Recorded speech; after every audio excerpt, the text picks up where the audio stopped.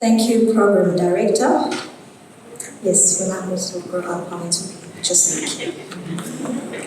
I had the pleasure of listening to the end one of the forums we were on. She was presenting and I had to present after her. Phew. And today again I stand here presenting after you. But thank you so much for the very eloquent and warm welcome on stage. Greetings to the President of SECFARO, Dr. Nomalungelo Mkhize. I think you heard from my bio that I was once a consultant, so I can say we go way back.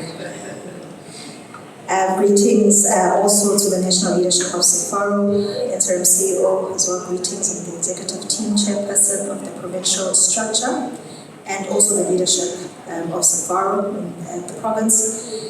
Greetings to heads of departments that we may have amongst us of national or provincial departments, senior officials in various departments and public entities, esteemed colleagues in the public sector, ladies and gentlemen, a very good morning. Can I just say I must learn that. Okay. So before we get started, it is very important for me to recap on what we as the Auditor General of South Africa stand for. Our mandate does come from the Constitution of South Africa. I am not going to read out our mission, which is derived from the mandate, but it is right to the name before us, and really to highlight that the work that we do is to also build public confidence in the public sector. So we like to see ourselves as your partners. When the AG tabled the 23-24 Public Finance Management Audit Outcomes, she wrote in her foreword in her report, as an audit office, we aspire to steer public administration towards fulfilling its mandate and living up to the democratic values and principles enshrined in Section 195 of the Constitution. We do this by working with others in the accountability ecosystem to influence a shift in public sector culture to a state where it is consistently characterized by performance, accountability, transparency, and institutional integrity. Such a culture will strengthen the trust that people have in the public institutions. A relationship built on trust between the country's people and its government is critical to maintaining social cohesion and realizing national aspirations, close quote. So the reason I'm on this slide while speaking to that, it is exactly that. We are partnering, or wanting to partner with the various key stakeholders in what we call our accountability ecosystem, which is depicted in this particular slide, in ensuring that we drive, or we move towards influencing to drive a culture of performance, accountability, transparency, and institutional integrity. And the slide before was presenting the various aspects. So today, in my reflection of the audit outcomes for the PFMA 2023-2024 cycle of the PFMA, under the conference theme, I'm going to reflect on the three areas that we audit or we focus on as an audit office, and we're also going to move to highlight what we have picked up as a significant risks that we have identified through our audit work, by taking a deep dive into some of the areas such as service delivery through infrastructure, fiscal pressure, and consequence management. We are a few weeks away from seeing a lot of you guys on site.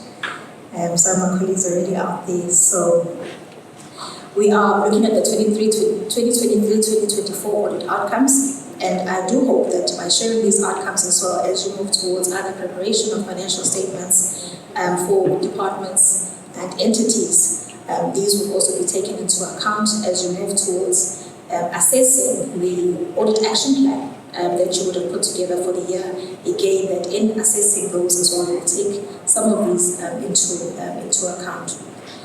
So let us speak to the overall audit outcomes. The audit outcomes improved from the 2018, so we like to look, because when we did the 23-24, it was the end of the sixth administration, so we were doing a comparison on how the sixth administration had performed. So I will be speaking a lot about 2018-19, which was the last year of the fifth administration, in comparison to 23-24, which is the last year of the sixth administration. But in other cases, I will be comparing the year-on-year movements.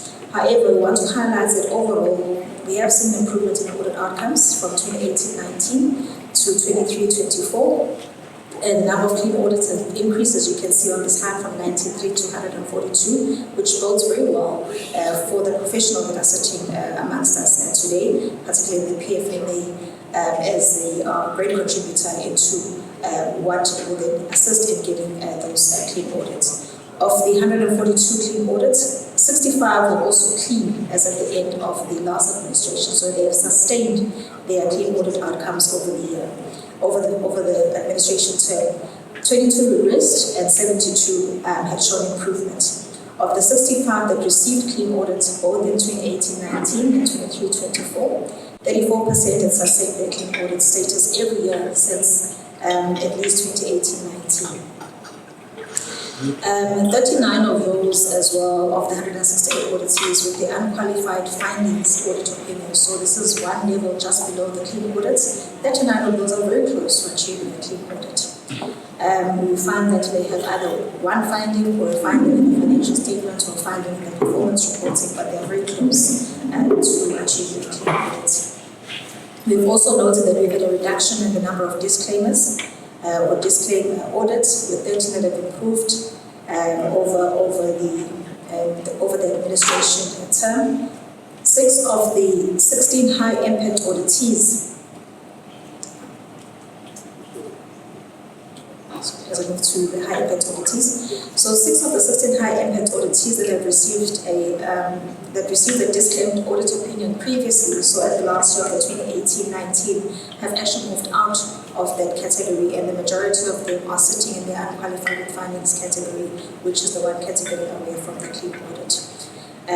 We speak to the high impact auditees, and those are the auditees that contribute to the delivery of health services, education, skills development and employment, human settlements, infrastructure, transport, safety and security, water and sanitation, energy, environmental sustainability, and financial sustainability. So these are what we term as key service delivery departments and entities. They are responsible for approximately 77% of the expenditure budget that is at the 23-24 financial year. So we like to speak to those because those have got the greatest impact on the lived reality of the citizens of the country overall. While the audit outcomes of the high impact auditees have been improved since 2018-19, from this group, 76% whilst they have shown improvement, we must note that of the outstanding audits, 76% of those were in the high impact auditees. So there is still a concern around, being able to report on time and submit on time. We've also noted that the improvements that are noted in the high impact auditees have not been as high as the improvements in the rest of the other auditees, showing a lower improvement of 22% overall versus 25% when we look at the improvements over the administration term. In terms of the financial statements, we have to look, because when I started off, I spoke to matters of accountability and transparency, and one such way is to ensure that in terms of reporting your financial performance, you are able to account for the funds that have been entrusted to yourselves as finance officials in the various departments and entities. We must acknowledge that we have seen improvements in the submission rates. Our submission rates for financial statements in the PFMA has been consistently high, over 90%, and we've also noted improvements 93% to 94% in 2023-2024. We still have 6% to cover, but we believe that that is a good submission rate from the PFMA, showing that there is the commitment when it comes to transparency and accountability. However, we do express the concern that of the 22 public entities, we also include TVET colleges in our analysis that have not submitted their 2023-2024 financial statements, or whose audits were delayed because the submission was late. 19 of those were repeat offenders. So we still have those entities, departments that have repeatedly not submitted their financial statements over the administration term, so that is over the 5 years. Accountability and transparency must start with all government institutions being able to provide the public, oversight bodies, auditors, and all other stakeholders with timely, relevant, and reliable information through reporting on the institution's finances, performance, use of resources, and compliance with legislation, and providing answers on the mandated responsibilities that are fulfilled, actions that have been taken, and decisions that have been made. We have seen that when departments and entities improve their financial discipline of record keeping, processing and reconciling transactions, and ensuring that there's proper reviews, so your day-to-day financial management disciplines, where there's an increased stability in financial units, when there's effectiveness in the internal audit units, audit committees, and provincial treasuries, that these have resulted in improvements in the quality of the financial statements that are submitted for audit. In this particular slide, as you can see, when you look at the quality, so we look at what was the quality of what was submitted versus what was eventually published. We raise a concern that only 57 of departments and entities, 57% of departments and entities will have received an unqualified audit opinion in 2023-2024, compared to the 75 that eventually did had we not allowed for adjustment. So a number of departments and entities are still reliant on the audit process to pick up the misstatements, and we allow them the corrections to be made to those misstatements, and they are able to then present credible information to the public and oversight bodies for use in decision making. So that is one area I would want to highlight in this particular slide. Looking at performance planning and reporting for service delivery, where we are saying that useful and reliable performance reporting enables transparency on service delivery, accountability, and effective decision making. I'd like to say on this one, when I do engage, that when you do not have credible reporting or useful information, how are you then able to plan for service delivery?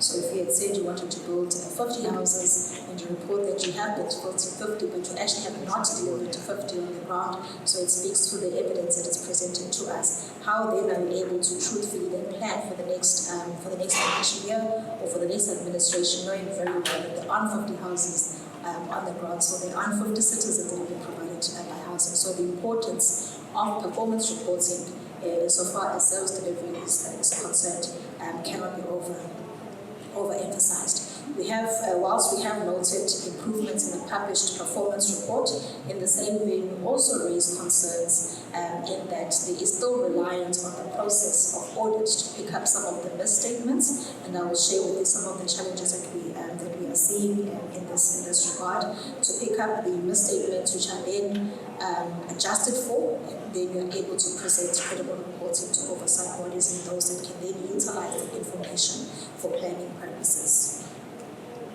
The number of the high impact auditees, so those that are responsible in the areas in key service delivery that has an impact on the livabilities of the citizens, the numbers they are still quite low in terms of those that do submit credible financial or good quality performance reports. In the improvements that we have noted, we have seen that over an administration term, it is not uncommon to see improvements as you are able to better refine the indicators that are included in the performance plans, and therefore being able to report credibly and be able to measure and report credibly on them. The systems that are being used for the reporting as well and the measurements are becoming more mature in the various departments and entities. So we've seen that over a number of years. At the start of administration, sometimes we do not get the quality, but over the years, you would tend to see improvements. We've also seen that our proactive review processes, when it comes to reviewing the annual performance plans of various departments and entities, we are then able to make recommendations before the start of the financial year to be able to improve or highlight some of the matters in the indicators and targets and allow for collective actions to be taken promptly. We just want to also highlight that when you have standardized indicators, you find that you have lower levels of usefulness findings as well that we found in the health sector. We also found that in the National Human Settlements Department, when the minister insisted on standardized indicators for national and provincial departments, it halved the number of findings that we were finding in that sector. The challenges that we do find, as I have highlighted, that there is sometimes inadequate record keeping, which is more pronounced in the performance management than in financial management. So the processes also are manual, so prone to human error, so there needs to be attendance to that as well.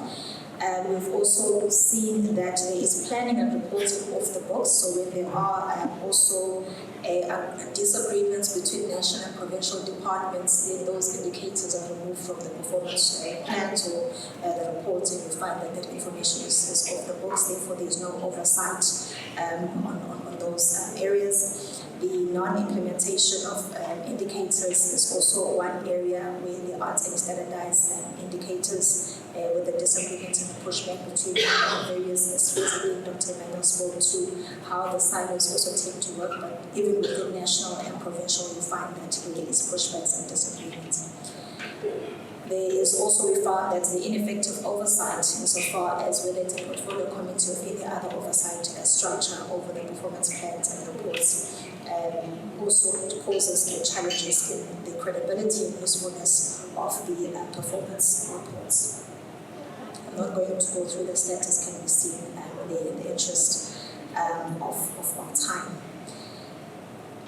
Compliance findings, so this is a third area that you look at from an audit perspective. We are reporting here that we have seen slight improvements, but it is still high with 60% of auditees that are reporting material misstatement. So 60% of auditees are materially not complying insofar as compliance with key legislation is concerned. But we also found that of the auditees that have reported material findings, 36 of those only need to address material findings to progress, or one material finding to progress to a clean audit. And this is generally in the financial statements that are submitted for auditing purposes. So part of the key compliance is that you must submit financial statements that are free or from the internal misstatements. So we also include that, as you can see at the top of our graph. We still are challenged in that area. The continued compliance with legislation over the term was said also to be mainly due, or we found that it's mainly due to a lack of controls and the consequences for transgressions. In 2023-2024, this culture of no consequences are the key root causes of poor audit outcomes at 40% of auditees, while 69% of auditees do not have adequate controls to review and monitor compliance. With that, ladies and gentlemen, allow me then to speak to the significant risk, as I've indicated in the beginning, on the significant risk that we have highlighted to the various structures or stakeholders that we've engaged with when we speak to our accountability ecosystem, as we believe that as we share the insights, they are then able to also look at what are their key mandates or what is their role within the PFMA, the PFMA ecosystem, and what they need to do. So what are the things that we believe should be keeping us awake at night, or some of the risks that we've identified? Risk number one, the weaknesses in procurement and contract management, as I've already indicated, under compliance. Second, to the submission of financial statements that are materially misstated, is then the issues of non-compliance to procurement and contract management legislation and regulation. We do focus on this aspect because it then presents us also with a greater risk of fraud, financial loss, and irregular practices. When I say us, I mean us in the public sector, that is predominantly the colleagues I'm speaking to now. We have seen improvements since 2018-19 in the prevalence of compliance findings and procurement and contract management, but they still remain high in the majority of our auditees that we audited. High impact auditees generally attract the majority of these findings because a lot of procurement is happening in those areas, as I've indicated, in key service delivery departments. only 43% of high impact auditees do not have any findings on procurement. The areas that we raised findings in, we have found that have stayed the same throughout the sixth administration. So what we have picked up in the fifth administration, we are reporting pretty much similar insofar as the sixth administration is concerned. So again, there we are highlighting this as a risk because it means that the recommendations that we are passing or that we are sharing with the various stakeholders are not being attended to.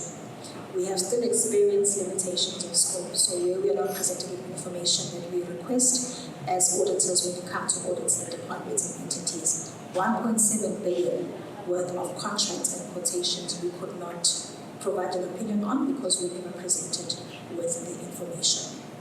So again, speaking to matters of transparency and accountability. Impact of the continued weaknesses that we are seeing in the procurement and management processes, unfair procurement could result in financial losses. We know we've got debates insofar as irregular expenditure is concerned. And I like when you opened and Dr. Nomalungelo of us working together. We like to see us as partners when we shape insight is to assist you to then go and look at the controls. Yes, we also have the fights in the boardroom on our audit outcomes and the work at actually the expenditure. Nonetheless, the unfair procurement can lead to financial losses through the litigation processes. So when any service provider, potential service provider, then takes you to court, you are directing funds that could have been used for service delivery to now pay for legal fees. So unfair procurement practices, non-compliance related to contractors not being adequately monitored. There are delayed projects that we are picking up, which we'll see in the next slide. Quality issues, and those cost money where you have to fix those. So you don't monitor the service providers or contractors that come through to deliver services in the departments and entities, you're also likely to then lose money, so to speak, to contract management. Non-equitable procurement also has a negative impact when it comes to the government's socio-economic objectives of empowering your previously disadvantaged individuals and small businesses. Uncompetitive and uneconomical procurement processes, as I've indicated, they're also likely to result in financial losses. And we have had to use our enforcement powers, as I'm sure you all know, from intergovernmental processes in cases where we've identified financial losses and have had to notify the accounting officers. We've issued 42 irregularities to our high impact auditees in this space of financial losses as a result of the weak procurement and contract management processes. Infrastructure, service delivery, basic services that people of South Africa are entitled to receive, they require infrastructure. So we look at education, healthcare, housing, transport, water, and other government services. We cannot deliver that without adequate infrastructure. The country's existing infrastructure must be maintained. I'm not even going to start talking to the matters of what we're experiencing in KZN if we bring it home. Insofar as infrastructure is concerned, the lack of maintenance and what that can actually cause for the public sector in then repairs of infrastructure that is now damaged by these extreme weather instances or events that we keep getting. The infrastructure accountability ecosystem also involves multiple role players that are all required to fulfill their roles and responsibilities to ensure that government infrastructure programs are successfully implemented. We visited 143 infrastructure projects in our 2023-2024 cycle. So 86% of those had findings. So 123 of those 143 visited all had findings, whether it was a delayed project, whether it was a cost that is now much higher than should have been, or it was projects that was delivered with poor quality. Also, we noted that there were also delays in newly constructed infrastructure being put to use.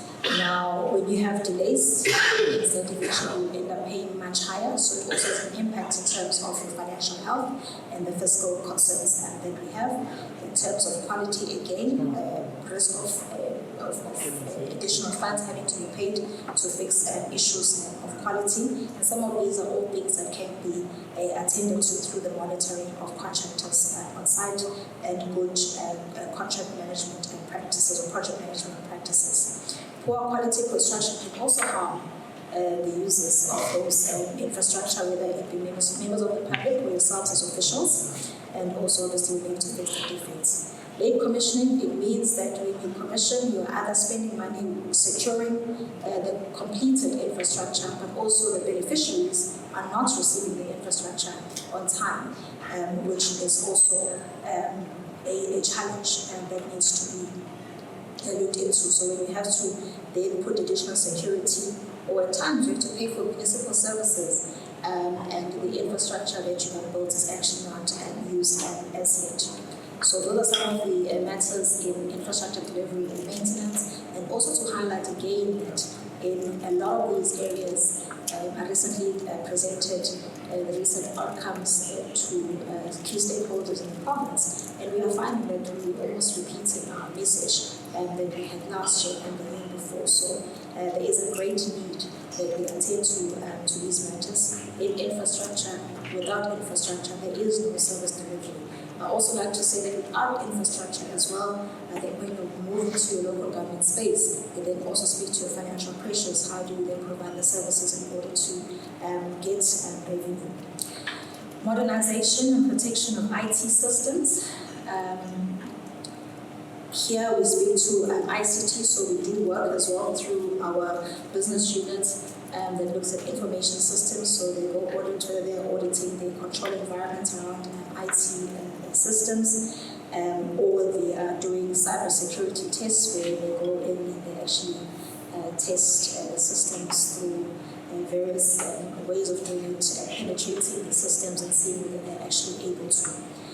Our findings is that the status of IT controls in 2023-2024, we audited 203 auditees in this space where we audited the control environments in which IT systems are either developed, maintained, or operated.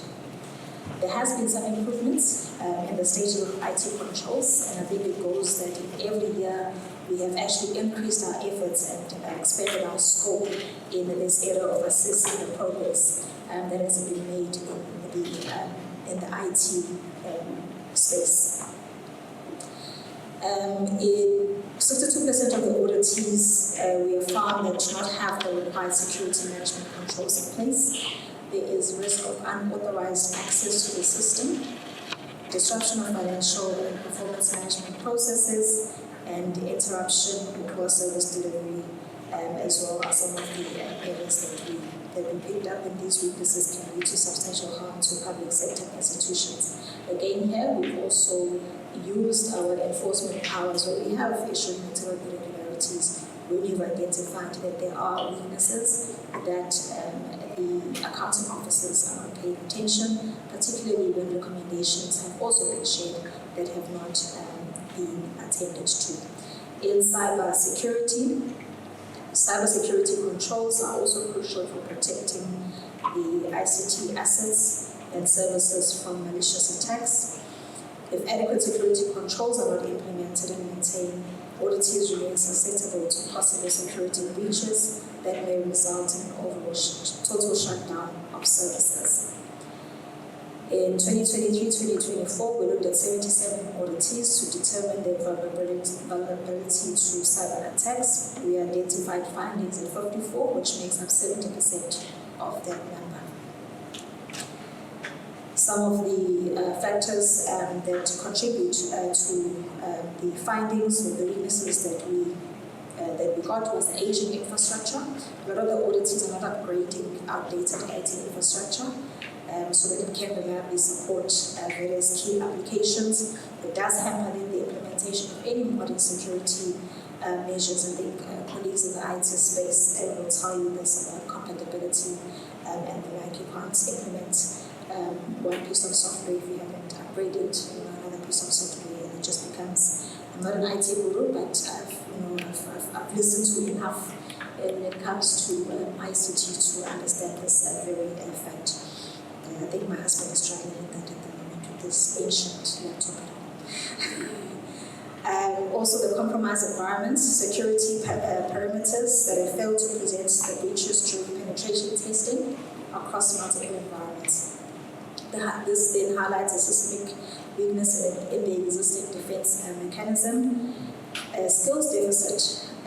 Most auditees are unable to recruit and retain cybersecurity professionals, so this gap also undermines the ability to proactively defend against and respond to cyber threats.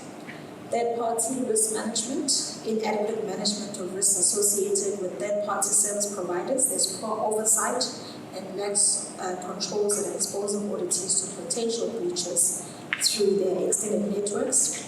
Underinvestment in cybersecurity. Cybersecurity in the public sector is underfunded. Budgets have been tied in broader IT expenditure and not necessarily being directed to this very critical business risk. So that is our story and our message on the area of ICT, that there is a need to pay attention to this, and this is not just isolated to the PFMA space. I think when we engage in the NFMA, you'll see also that the messages that are coming from the municipal finance management space are pretty much very similar. The risk of spending and overspending, we spoke to some of the overspending where in the infrastructure space, if there's no monitoring, there's quality defects, you are then ending up paying, and for more if not monitoring, you may be paying for things that are not there. You pay for the house that you've never gone to verify, so it's not there, you end up paying for it because some invoice or a payment certificate was submitted.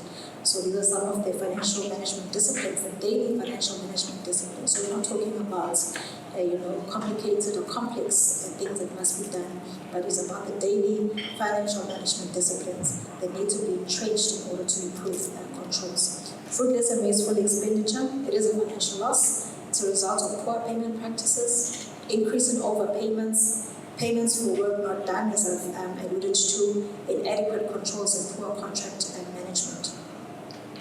We've also used our enforcement powers in some of the areas insofar as fruitless and wasteful expenditure, and I'm sure we are all aware of what the definition of fruitless and wasteful expenditure is. So we do then move to analyze that fruitless and wasteful expenditure, and we use our enforcement powers. We will continue to elevate the risk of financial health and fiscal pressure, and again use our powers so that we can nudge the accounting officers and professionals to do better in terms of financial management in this particular area. Some of the indicators, some of the aspects that we've picked up around financial health pressures in the health sector, we looked at, we had the claims against the health sector that we're sitting at 64.39 billion. Those are the claims against the health sector loans. 63.27 billion. It has been a decrease from the 2022-2023 year. They have moved to start to look into those so far. Picking up the claims processes and the registers and the like, but it just goes to show some of the financial pressures that we are picking up in the public sector.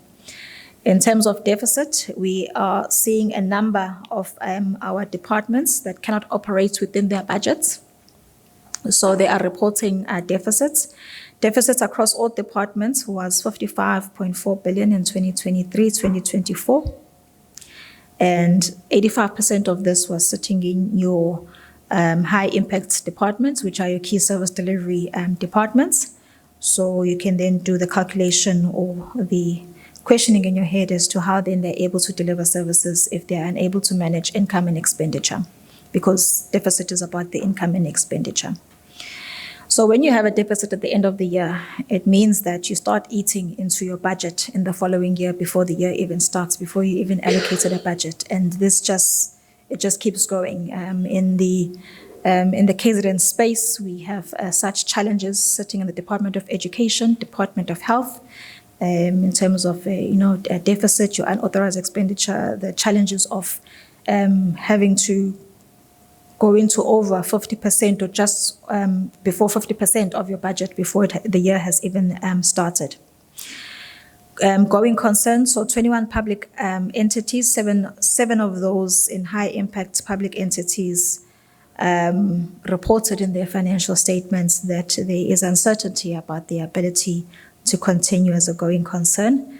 My colleagues in the banking sector here will tell you if that's the case, we look at closing up shop. That's basically what it says. I think in the public sector, because of allocations and the grants and the like, but you do present to say that if all else was not there, you would actually be moving towards closing that business if you were running a business. So again, high risk speaks to issues of financial management and anything else that you do on a day-to-day basis.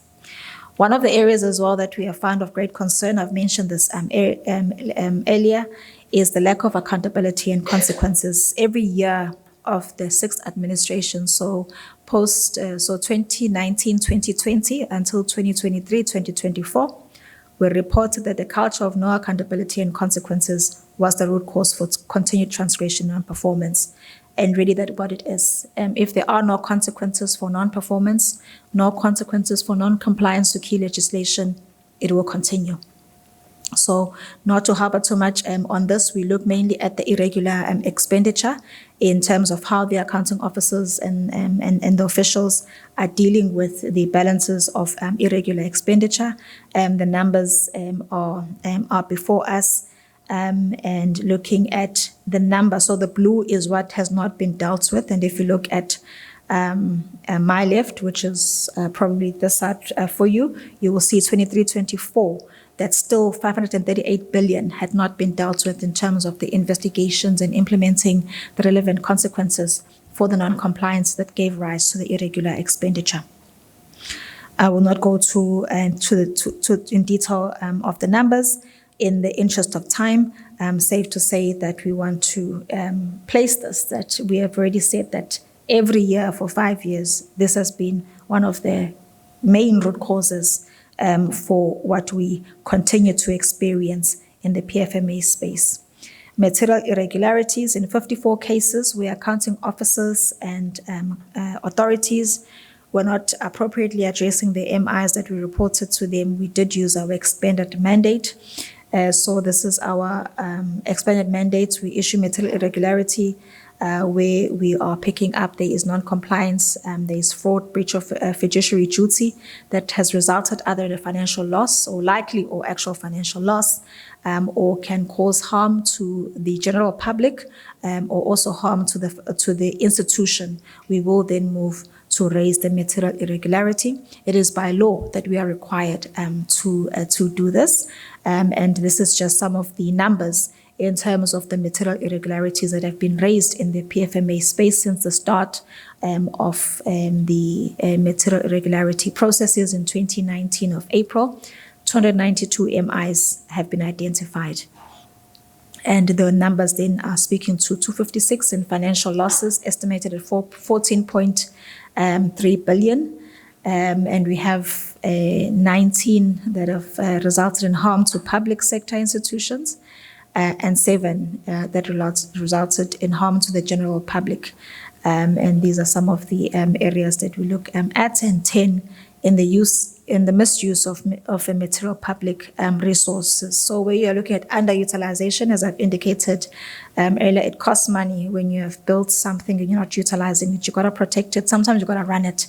In the health sector, we found that in some instances, the units are built, they have to turn the machines on every now and again. So you are using municipal services, to ensure it's almost like running a car. You buy a car, you can't put a car in a garage for 5 years. You try and turn it on, it's not going to, so you got to keep turning it on to make sure that it's still functional. So some of those losses that arise just from those not putting your assets into use on time.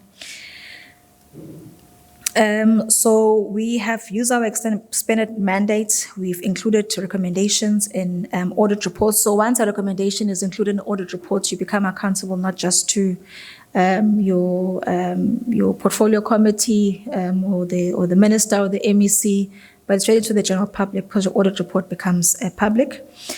And we follow a process where we actually do give opportunity for officials to be able to respond, but we put now dates as to when these things must be concluded by.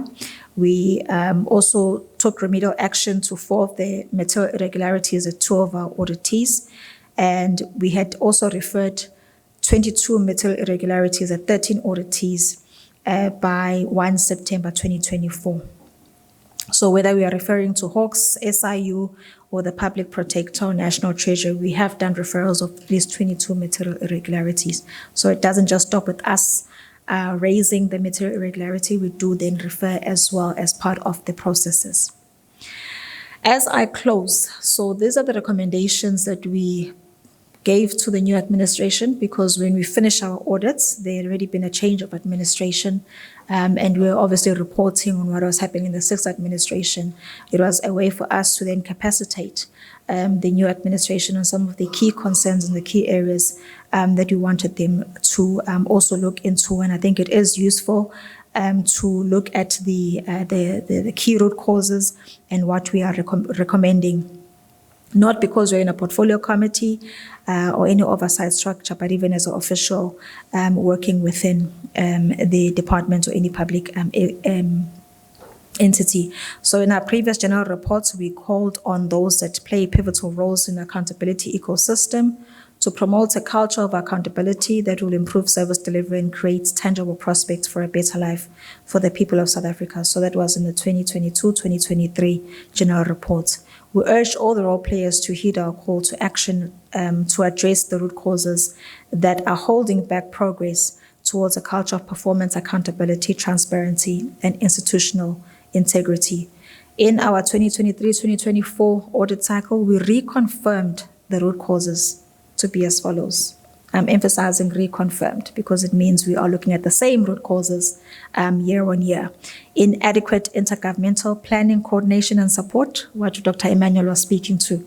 When you're working in silos, you'll find as we engage in local government, Department of Human Settlements, the municipality, Department of Water and Sanitation, you've got a housing settlements with no bulk water, and no one knows who should be doing what. So the interdepartmental coordination and planning and support is crucial to start addressing some of the challenges. Ineffective resource management. So if you look at just the finances and the culture of no accountability and consequences, I've already alluded to earlier.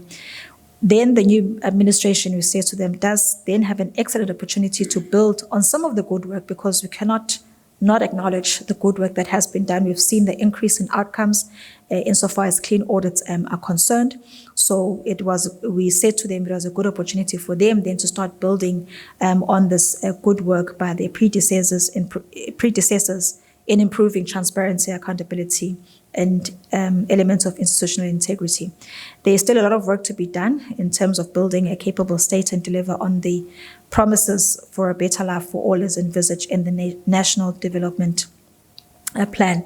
To address the root causes and improve the service delivery and proactively manage the risks that can derail the progress that has been made, as I've mentioned, all the risk, we recommend that the executive authorities, so I'm going to start not just from the executive authorities, but the accounting officers and the officials. If you think of our accountability ecosystem, the executive authorities, members and committees of parliament or the provincial legislature, to prioritize also their oversight on those key areas that we have listed in terms of the risk. We are urging all the stakeholders in the accountability ecosystem to play their role as mandated by legislation and as per requirements of the employment and performance contracts, speaking to the officials in this instance, to shift the culture in the public sector to that is characterized by performance, accountability, transparency, and institutional integrity in order to strengthen the trust that people have in the public institution and realize the national aspirations. With that, ladies and gentlemen, I'd like to thank you for your attention. I'd like to thank you for the opportunity, and it brings me to the end of my presentation. And it is a presentation I've given to Sikfar as well to share for some of the detail and the statistics. And I hope what I have shared will assist in, reigniting the passion that we have for the public sector and in our processes as we move towards shifting the public sector culture and doing good. Thank you very much.